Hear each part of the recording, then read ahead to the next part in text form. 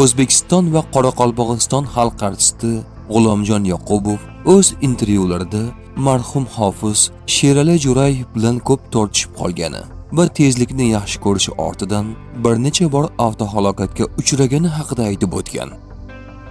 Sherali Jo'rayev bilan razbor qilganman. Xalq orasida Sherali Jo'rayev va G'ulomjon Yoqubov bir-birini yoqtirmaydi degan gap bor.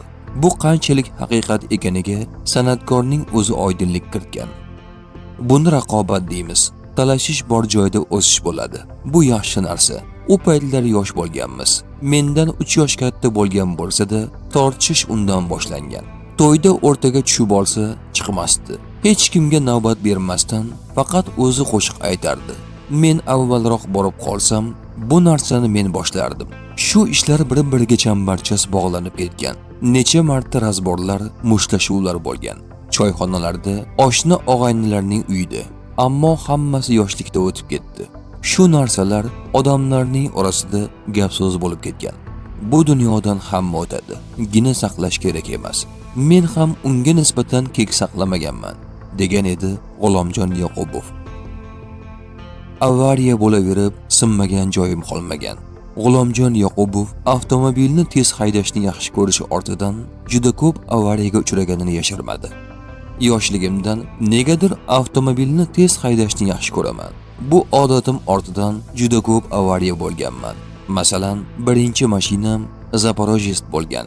O'sha mashinada G'ofur aka Hamidullayev degan rejissyor bilan Jizzaxga ketayotganimizda jarga qulab ketganmiz.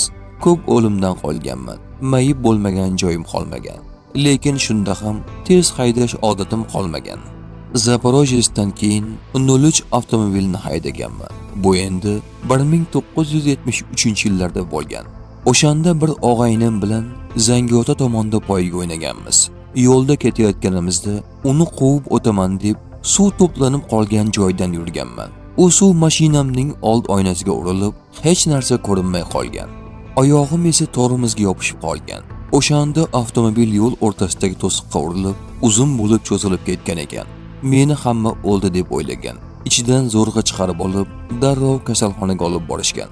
Yelkam, oyoqlarim sinib, 3-4 oy to'shakda yotganman. Shuncha voqealardan keyin ham tez haydashni yaxshi ko'raman. Hozir ham qo'yib bersa tez haydayman. Lekin radarlar bunga ruxsat bermaydi, deydi san'atkor. Mendan keyin garderobimni muzey qilishadi. San'atkor haqida gap ketar ekan, uning garderobi alohida mavzuga aylanadi. G'ulomjon Yoqubov kostyumlari haqida barcha uchun qiziq savollarga javob bergan. Men chet elga borsam, faqat do'kon qidiraman. O'zimizdagi do'konlarga kirmasligim mumkin, lekin chetdan albatta o'zimga mos narsa topib chiqaman. Bir yilda 3-4 marta boraman. Yaqinda ham garderobimni ko'rsatishni so'rashdi. Yo'q, ko'rsatmayman. Nima qilaman ko'rsatib? Odamlar uyi bilan, mashinasi bilan maqtanadi. Menga yoqmaydi bunday qilish. Shuning uchun garderobimni ham ko'rsatmayman. Kiyganimda ko'rishsin, yoqsa qabul qilishsin. Shuning o'zi yetadi. Eng qimmat kostyumimning narxini ham aytmayman. Qurbi yetadigan odam bor, yetmaydigani bor. Birovning g'ashiga tegib nima foyda topaman? 30-40 yil avval kiyganlarim ham turibdi. Mendan keyin muzey qilishadi, deya kulib javob bergan ijodkor.